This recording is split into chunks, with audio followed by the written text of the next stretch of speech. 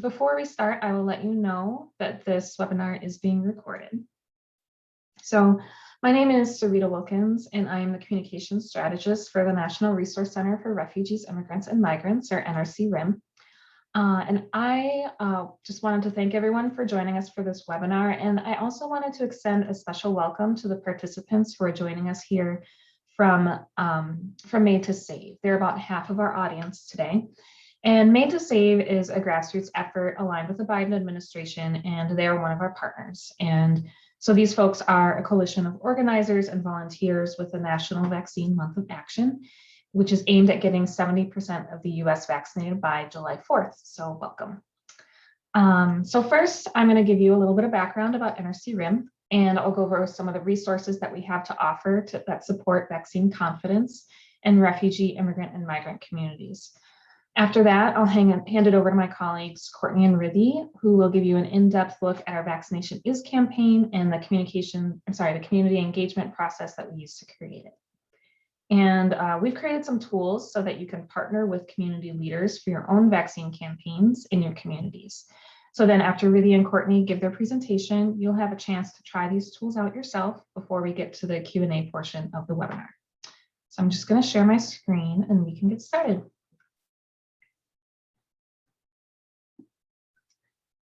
So NRC-RIM is funded by the CDC and housed at the University of Minnesota. We support health departments and community-based organizations working with refugee, immigrant, and migrant communities. We offer health education in the form of videos and translated materials. We have toolkits on COVID-19 testing and contact tracing, and on strategies for communication and community engagement. We have both on-demand training as well as webinars like this one. But what we're going to talk about today is the resources that we have related to COVID-19 vaccines.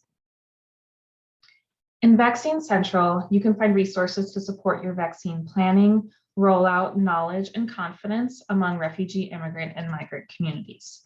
This includes checklists and guides for vaccine rollout and RIM communities, as well as promising practices from around the country that you can replicate in your community. We have a few campaigns. Our Get Vaccinated campaign is based on feedback we've gotten that says that people from many different backgrounds connect with the theme of protecting their communities.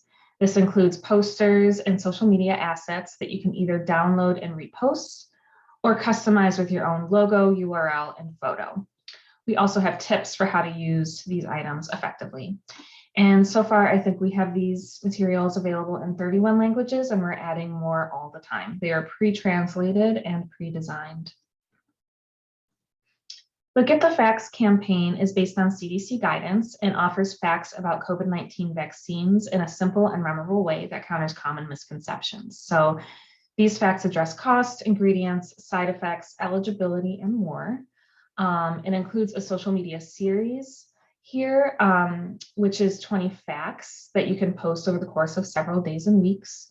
We also have a short fact sheet, which is one page long, a longer fact sheet that's 2 pages, a fact sheet on what to do after you're vaccinated, and then audio and video PSAs for folks who may have lower literacy rates or if they rely on a more oral tradition. And I'll just show you quickly how you can customize these templates.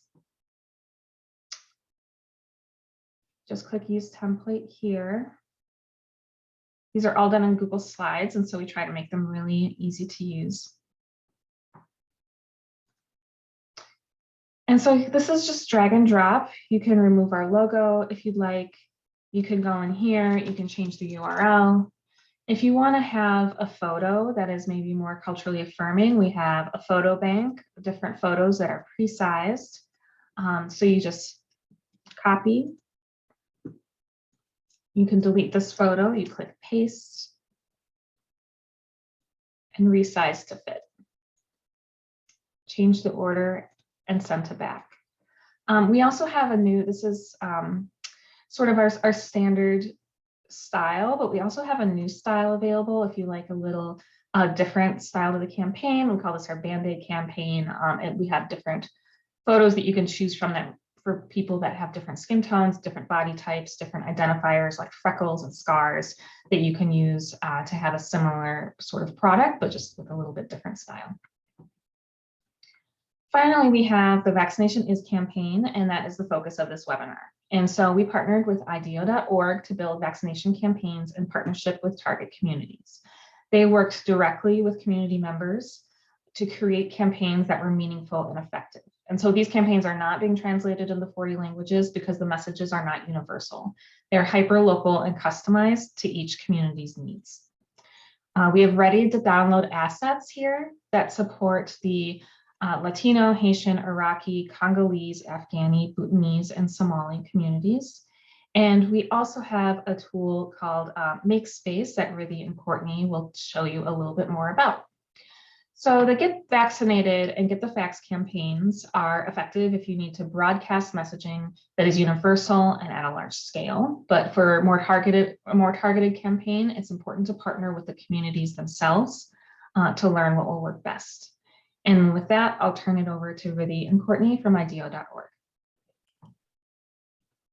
Thanks so much, Sarita. So as Sarita mentioned, Courtney and I are here from IDEO.org, and just want to give you a brief overview of what IDEO.org, what we do at IDEO.org. We are a nonprofit design studio specifically working alongside communities to design a more just and inclusive world. And we use an approach called human-centered design, which simply means that we spotlight the people who will benefit from and use these solutions as key decision makers and influencers of the solution. And so we are working alongside community leaders to really leverage the insights that they have, their intuition on what will resonate in communities, and the visions that they hold for the future of their communities to bring these solutions to life as tangible products and services and experiences and programs. And so something that's likely very familiar to this group, but community-driven or community-led design is a core part of our process. And like I said earlier, it means that the people who this work will impact have the power to influence and shape the solutions each step of the way, from surfacing the challenges and needs that community members might be facing, to creating alongside the design team, to offering solutions and feedback on how these ideas actually will live out in the world. And through that process, we believe that solutions will resonate better and live longer under the ownership of these community ambassadors. And so a couple of pillars that we know that, that this work is built on. The first being that we know that most public health messaging isn't translated with local context in mind, whether that's the language of the materials or the representation of communities' realities. And so for something like COVID-19 and the vaccine, where there is understandable hesitancy and people want their concerns to be seen and heard, our perspective is that a one-size-fits-all approach to messaging may not be as impactful. And second of all, we know that for sharing this information, it is critical, it is just as critical who is sharing the message as what the message is. So it's really critical that that person has built trust in the community and is, is able to make those networks and connections. So this project has really been about creating and testing messages directly with communities to create materials that will truly work for them. So I wanted to give you a peek into our early process of developing the foundational campaign. We were working alongside Latino and Haitian communities in Maryland with the Migrant Clinicians Network. And so just to give you some insight into what community-driven design and community-led work looks like, some of our activities included role plays where we would hear how people would actually talk about the vaccine. So having people pretend that they were speaking to a member of the community and role playing what that conversation would look like. Another would be collaging or filling the blank activities to really hear from folks themselves what is resonating and what sounds appealing to community members and what language they would naturally be using. Another is reacting to what's already out there, showing people examples of what already exists and getting a pulse on how people feel about it. And then reacting to some early concepts. So we would create some different examples and have people process and give us some feedback on those ideas. And this is really a core part of our process, showing all ideas, good and quote unquote bad. We learn a lot by showing our bad ideas early. So we learn what doesn't work, which is just as important as what does work. And then an approach that many of you likely use also is doing focus group testing and discussions. And so a lot of our work as a design team is simply to create the conditions so that community leaders can bring their full selves to the design table and have the time and space to lean on their intuition and have a chance to be reflective. And so through this work, we've built a flexible and foundational campaign that's meant to have a recognizable and identifiable brand when you see it out in the world as well. But the key here is really that it's meant to be highly localized and customizable. So over the past 2 to 3 months, we've been working alongside 6 other communities to customize to their needs so that it might feel really unique to their realities. So we've been working with the Congolese communities in many parts of the country, Dallas, Salt Lake City, and Boise, the Iraqi community in Dallas, the Bhutanese community in Seattle, the Afghan community in Richmond, the Somali community in Minneapolis, and we're currently working with the Ukrainian community in Seattle. And so at this moment, we'll take us a short pause, but we'd love to hear from you all. If you could share in the chat, share with panelists and attendees, to what extent is your health education work community-led? We know that we are not the only folks doing community-led work, and we'd love to learn from you all as well, what ways that you are being community-led in your work, and hopefully just share some learnings with the rest of this group. I'm going to pause for a few seconds just to give people a chance to share in the chat.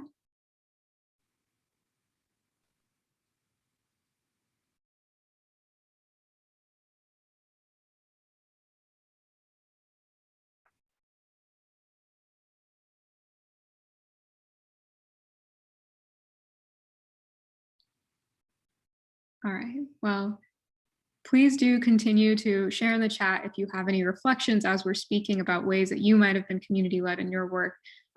We really welcome those thoughts.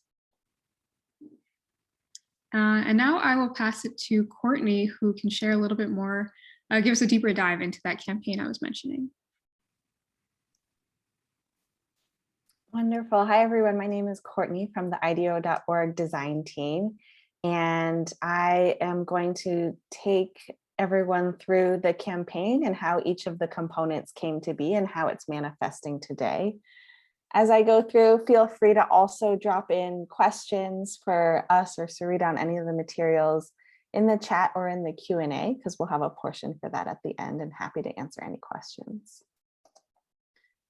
So working hand in hand with community partners, as really described, we developed first a foundational brand that could unite the campaign across our very diverse communities. As Riddhi has said, the messages and all the materials are ultimately designed to be highly customizable and localized for every unique community in order to resonate best. But when brought together, we're hoping that there are consistent brand elements that seek to build trust, recognition, and unity across the vaccine confidence efforts and different touch points here. So the first big component is the slogan here, vaccination is blank. And the slogan starts by acting as an invitation, getting us all to think about what vaccination might mean to each of our communities. And more importantly, demonstrating that there is not a one answer that fits every community, that is all encompassing. So the words that you're seeing flash across the screen right now were generated and gathered by a lot of different communities themselves, often in their own languages.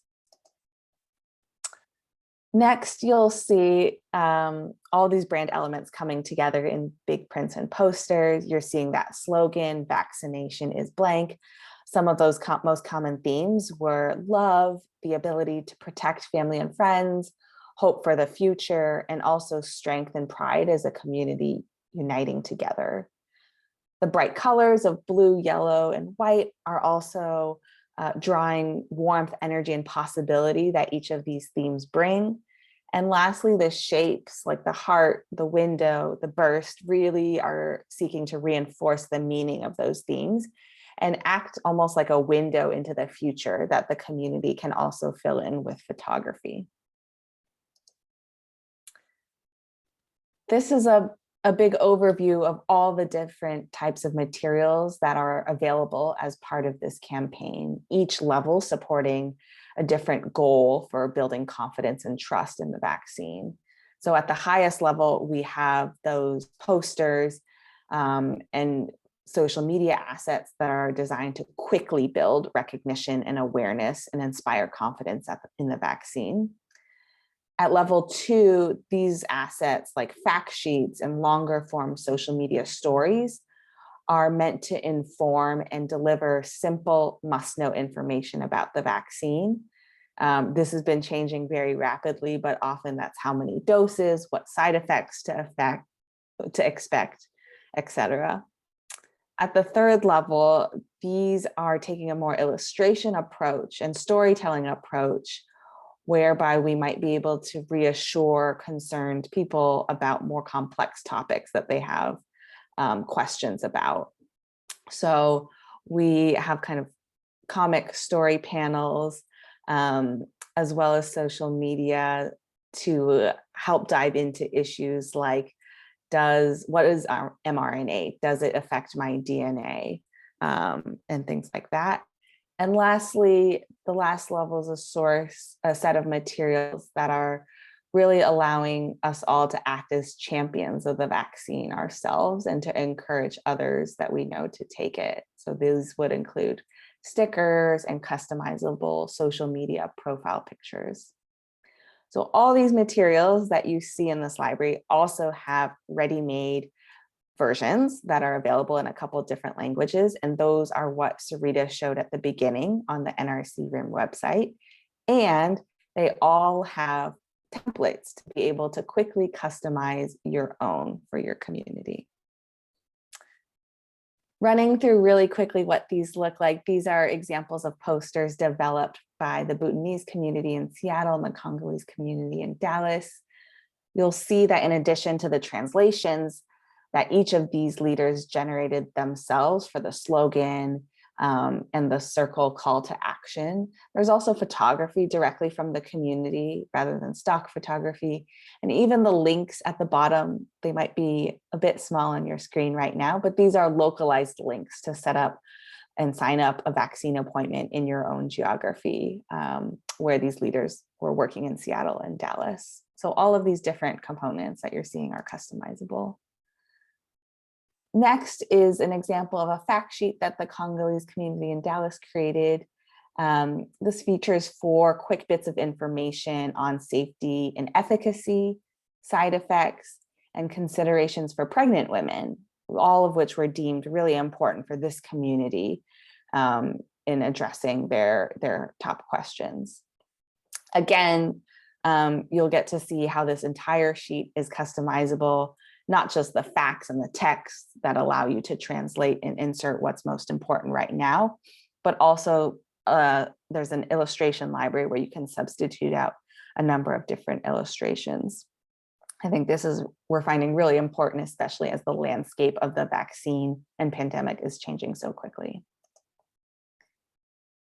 Next, you'll see the set of comic stories and illustrations that are available.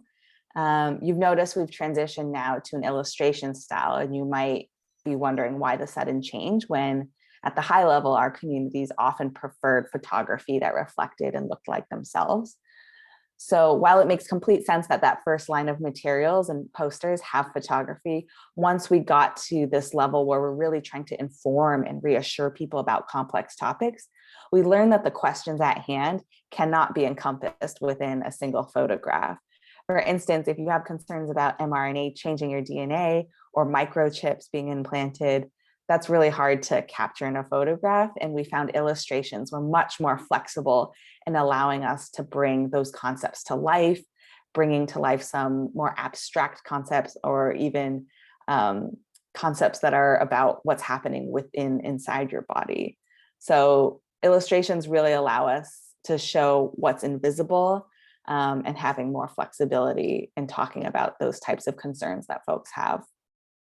And again, there's a really large illustration library to choose from, as you'll soon see, that reflect different skin tones, different illustration types, different headwear, and anybody could select, the 2 to 4 panels that really represent a story they are hoping to tell about the vaccine. The last layer of information and materials is, here's an example of I got the COVID-19 vaccine sticker using the Band-Aid mark that has been adapted from the CDC mark. You'll also notice that there's different language translations along the outside, as well as the Band-Aid mark having different colors. So in our design research, we heard that getting a community vaccinated was often a big source of pride for each community. And many associate that pride with their community's flag colors. So you're seeing that this Band-Aid mark has been adapted to evoke a sense of national and community pride, depending on what colors are chosen. It's also important to note that we realize this sentiment does not apply or resonate across all communities.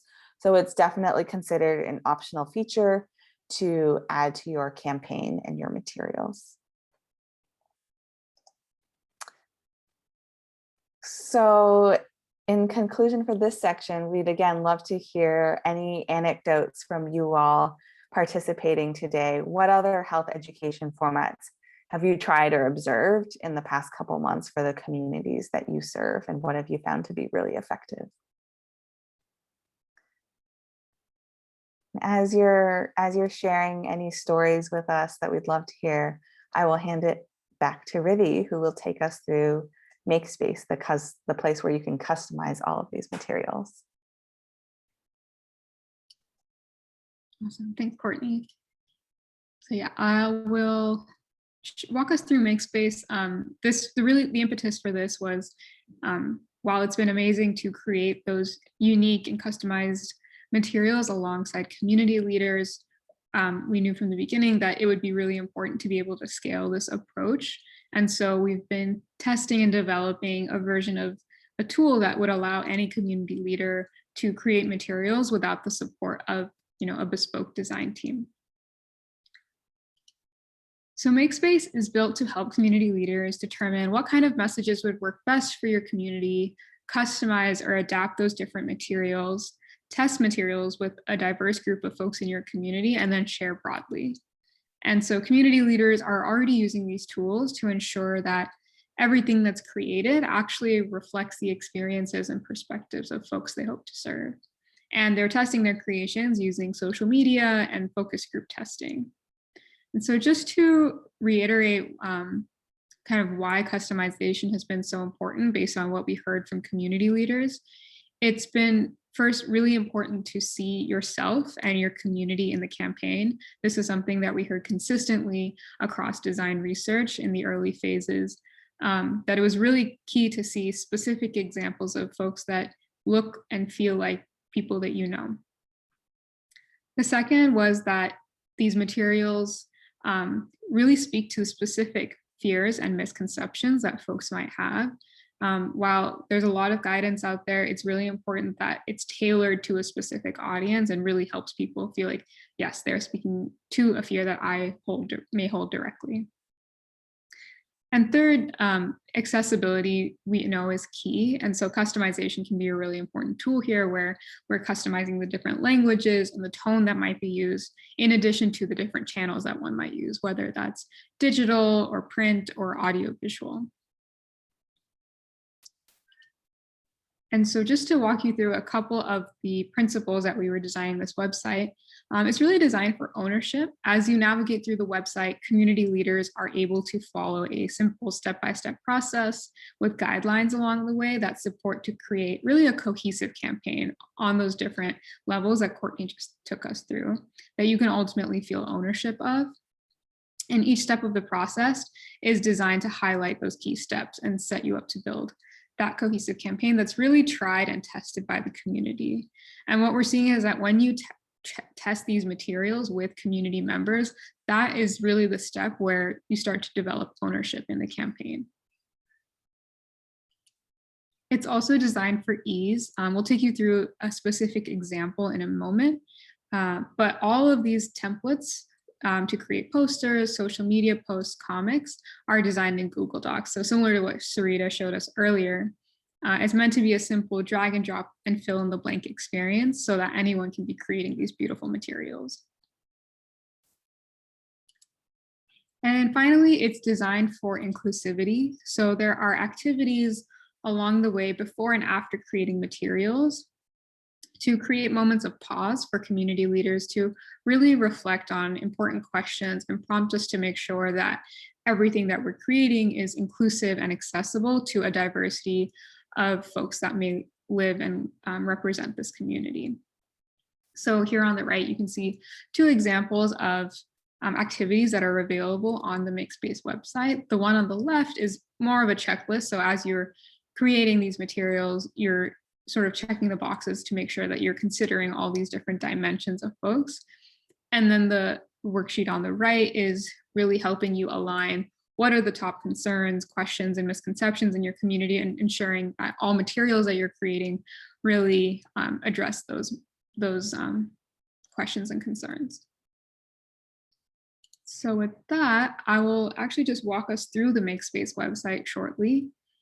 As you reach this landing page, there is a quick video that will give you an overview of everything that's available within the website. It's a quick 2 to 3 minute video, which features one of the community leaders that we worked with, Gerardo, in Immokalee, Florida. And if you scroll down, you'll see examples of campaigns that have been created by communities that we've been working alongside. And then you'll see the overview of plan, make, and validate for the different steps of the process to create your materials. So, for example, if you were to enter the plan space, I won't go through all of these, but you'll see that there are a set of short questions that start to get you thinking about what your community's needs and concerns might be, who are the different people in your community that you'd want to reach, and where you might be able to reach them. And then there are corresponding worksheets that would help you sort of think through each of those questions. And it's a similar process in the validate, where there's a couple of questions to help you, reflect on what you've created and if it really will reach and serve the community that you intend to. In the Make Your Own Campaign page, you'll see the 4 different levels that Courtney walked us through: engage, inform, reassure, and promote.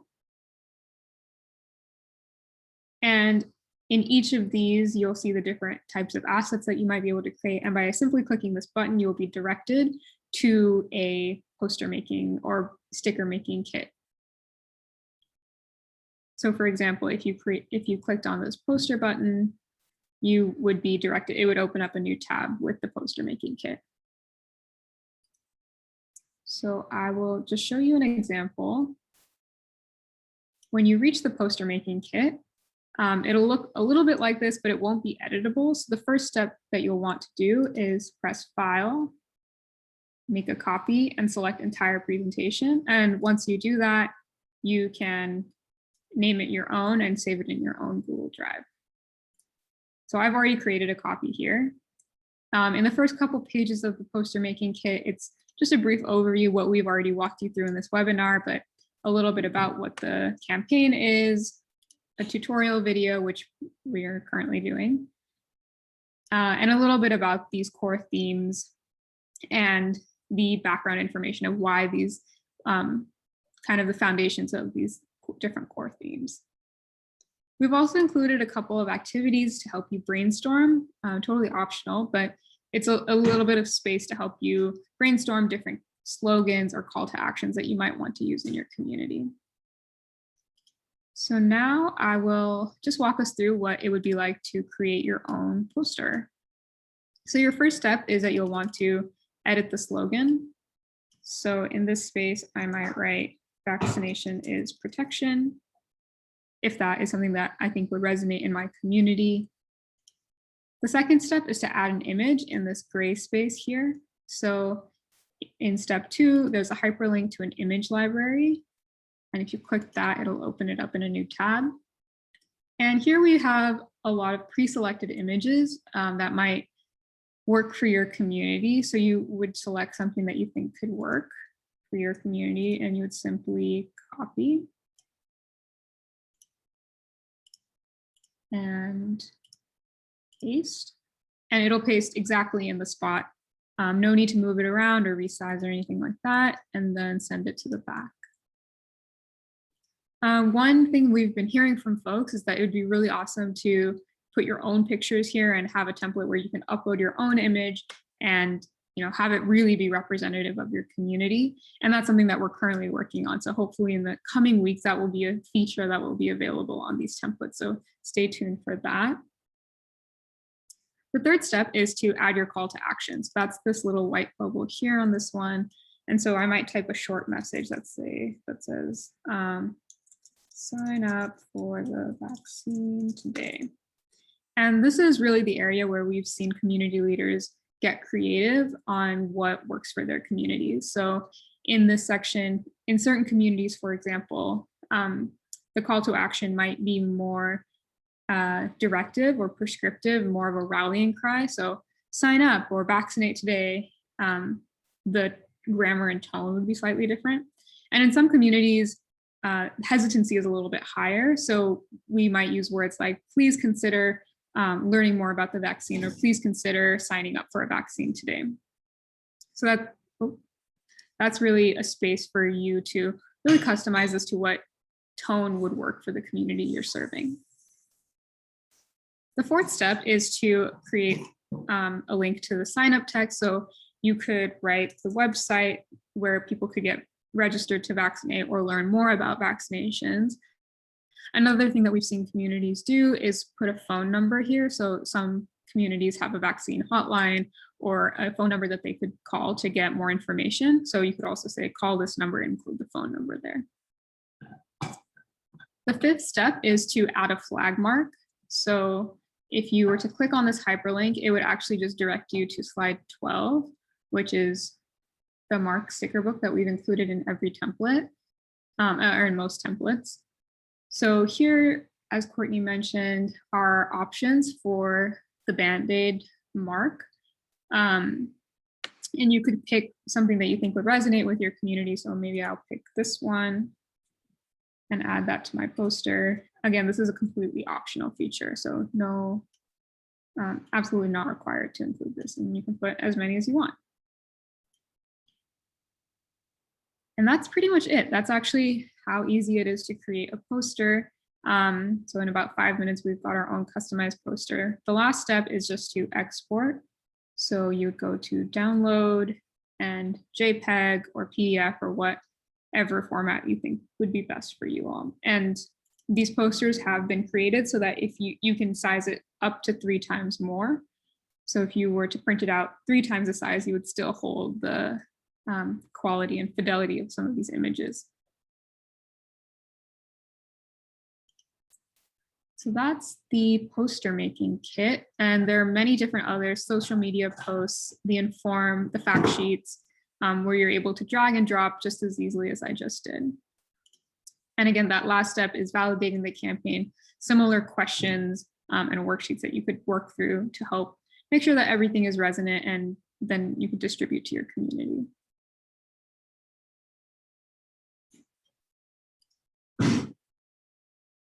And so we'd love to hear from you all. We are currently in the process of refining the website. We've gotten a lot of feedback from folks like yourselves, community leaders, and community-based organizations who have very generously given us a lot of feedback. And if you use this site, we'd love to see what you all are creating. Any assets or materials that you all create would be great to see and share. Anything that's coming out of what you're making with the MAKESPACE website.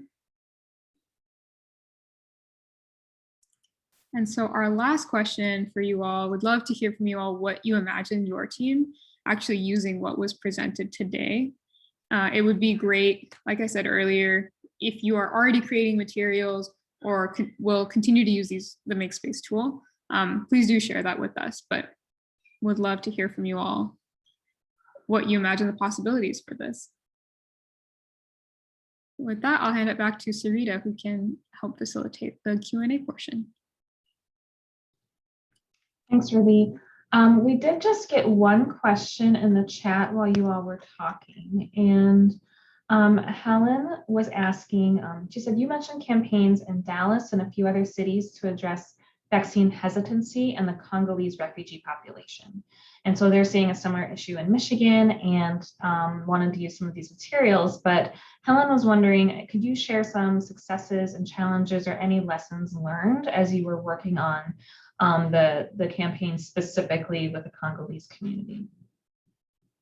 Yeah, happy to share. I think something that we were, well, because we worked with 3 different Congolese communities, actually, one in Dallas, one in Salt Lake City, and one in Boise. It was really, I mean, each community had very different concerns about the vaccine and different levels of hesitancy. And so I think what was our first step was just to understand what the level of availability was. So for example, in Dallas, the community leader we were working with, Bernadette, was already mobilizing folks to get vaccinated and like get people to the bus to get to the vaccine event. So in that case, it was less about awareness, it was more about informing and reassuring. So we were using the fact sheet and the comics to help people feel more comfortable with getting the vaccine. And then in other communities, I think it was in the Salt Lake City community, there was very high hesitancy. So it was really kind of just like the first step was just to raise a little bit of awareness about the vaccine. And so we were mostly using the posters and the fact sheet just to give some like digestible information as opposed to like giving too much and then overwhelming. I think one other learning maybe was just that in Bernadette's community, we were using the image of the pastor, and that was, I think, a really key development in just having a person who was really respected in the community and was willing to put his face on a poster and, you know, show his, you know, redacted vaccination card, just to show that there are folks in the community who are leaders and are really pushing their community members to get vaccinated. And so I heard from other communities that, you know, there's some hesitancy to have your face be the face of the vaccine, but if you can find that community leader who'd be willing to do that, I think that's a big step. I hope that helps to answer that question, but yeah, I mean, we've had so many learnings across all the different communities on what works and what doesn't, but if there are more follow-up questions, happy to answer those. Thanks, Ruby. Courtney, do you have anything to add? No? Okay. We had another question come in who asked if we had any Native American or Indigenous folks in the photo bank for the posters. And for that, I'll answer. So we're funded by the Centers for Disease Control and Prevention, specifically to work with local governments and community organizations who are supporting refugee, immigrant, and migrant communities. And so even though Indigenous folks are a very important demographic, they weren't specifically within the scope of this project. So just wanted to put that out there. Sarita, I might build in that in just that, yeah, while a lot of our images and comic illustrations currently reflect the refugee, immigrant, and migrant groups that we partnered with, as Ruby mentioned, we're in the next couple of weeks seeking to improve the template even further because we've heard so many people wanting to add their own photos to it that are not represented in the image bank. So please stay tuned and we'll be happy to share those updates, and hopefully that can help accommodate and be more inclusive of folks in the future. Thanks, Courtney. We have another question that came in. Let's see here. So this is an anonymous person had asked. So they have currently more general public engagement centered around social media messaging and poster making. So in light of this, and while they build our capacity to conduct community engagement, are there any general best practices to adhere to when creating messaging targeting vaccine confidence? So sort of in the interim, as they're planning on going through like a more thorough community engagement process, like what else might they try? You have any thoughts on that? I think what we were learning is really to lean on, if you can find one, maybe two community leaders who have strong intuition around what could work. It's not, maybe not totally necessary to, have a huge sample size of community members that you're testing with, but if you can find that one or two community leaders who can leverage their own intuition and just like, I think this would work, I think this wouldn't work. And as long as, things are following the latest CDC guidance, just putting things out there, not being too precious about, is this the perfect thing? Yeah. Anything else you'd add there, Courtney? No, I think that's exactly right. And I just might add in the interim, some of the activities that we did to develop these materials in the beginning were just like looking at what exists out there already, whether it's yours or someone else's, and collecting feedback on that from your target community or your target demographic allows you to start building that intuition really quickly, so that when you have mobilized the resources and the human capacity to put out more materials, you can have that intuition to work from already. I'll add two, and I'll just do a quick screen share again. So we have, like, if you have some general, you already have like posters and social media assets available and you're just wondering how to use them well, we do have some tips on our website, different guides working with social media. WhatsApp it's a mobile messaging app, and it's very popular with refugee, immigrant, and migrant communities. So we have guidelines on that and some other things of where you might hang the posters. You could partner with faith organizations, federally qualified health centers, youth groups, consulates, things like that. Those are just, we have some kind of places that you can start if you have materials already created, or if you wanted to use some of our more general messaging that we have here. Within Vaccine Central, we have some promising practices, and these are things that local governments and community organizations have found success with all over the country that you could replicate. And so again, we have these faith-based groups doing listening sessions with communities.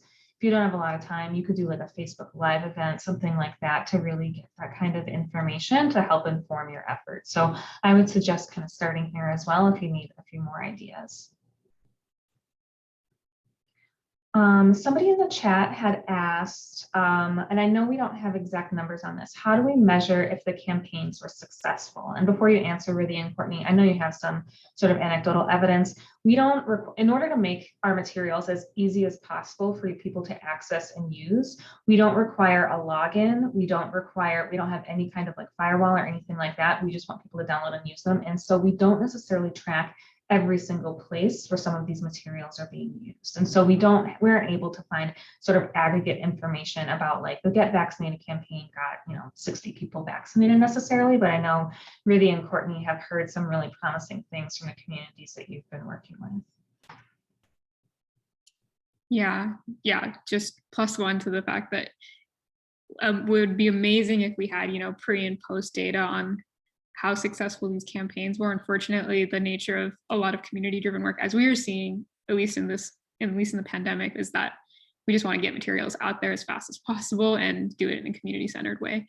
But yes, the anecdotes, I think the one that definitely comes to mind specific to the Congolese community was that in the process of creating these materials and having the focus group discussions with community members, their conversations that we were having in the focus group discussions were already causing people to start to change some of the behaviors that they had and some of the conceptions that they held about the vaccine and about COVID-19 more broadly. So the specific example is that during one of the focus group sessions, they were talking about how social distancing is really important still. Even this was like a little bit earlier in the year, so social distancing was a higher priority public health measure, still is. But it wasn't as, we weren't seeing that behavior in the Congolese community. And so folks were still, going to each other's houses to check in on each other and see each other. But after that focus group discussion, people were, actually starting to social distance and, please don't come over, my husband is having symptoms, making sure that people, it seemed to already see behavior change after some of those sessions. Courtney, would you add anything? No, I don't think so. Thanks for the question and thoughtful response.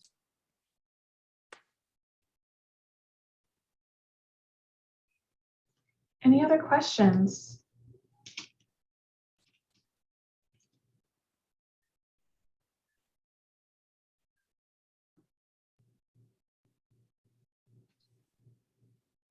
Any more? I think there was one question. Would you mind sharing what demo in Salt Lake City was hesitant? It was the Congolese community in Salt Lake City.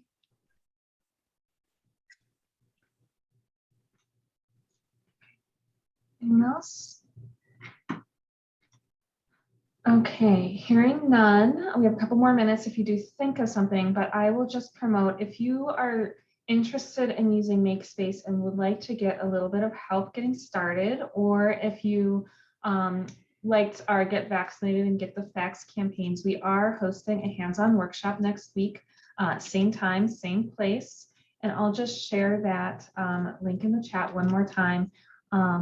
So be sure to sign up if we'll all be there, and we'll have a few other designers as well who can help sort of walk you through the process. And if you have any friends or colleagues who'd be interested in hearing this webinar again, we are going to repeat it on June 24th. And so you can find that information on our website or at madetosave.org.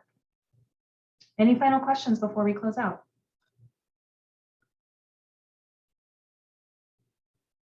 We had one, somebody said, have you thought of using server logs to find out the extent of downloading your creative assets? So we do know how many people have downloaded our assets or how many times it's been downloaded. We just don't know exactly specifically the email address of the person that did it, because we don't require a login. And we do have, so National NRC-RIM, we're a national organization, but we're housed at the University of Minnesota, and the university has a few restrictions about our websites, like the things that we can do on our website, the features and the templates and things like that. So we're not able to implement any kind of custom coding, anything like that. So unfortunately, but we do love to hear from the people. I can show you, we actually got some photos from somebody who was using the Vaccination Is campaigns in the communities. And so I'll just show you that because I think it's really fun. And so these were taken out in Maryland, and you can see there's just storefronts here where they have the posters that they had co-created with their communities there. Here's another one you can see here.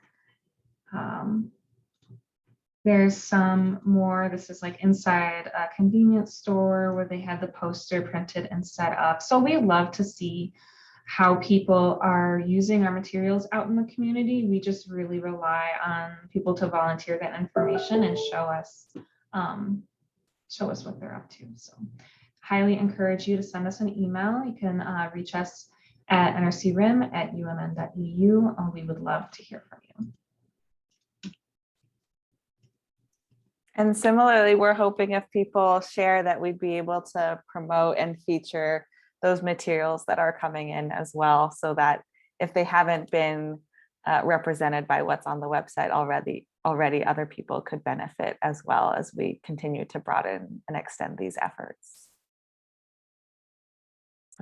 Thank you all for those who engaged in the chat as well and shared reflections based on your experience so far. They were really exciting to read, and appreciate all the hard work everyone else is doing out there as well these days. Yep, absolutely. Thank you so much for your time, and have a good day.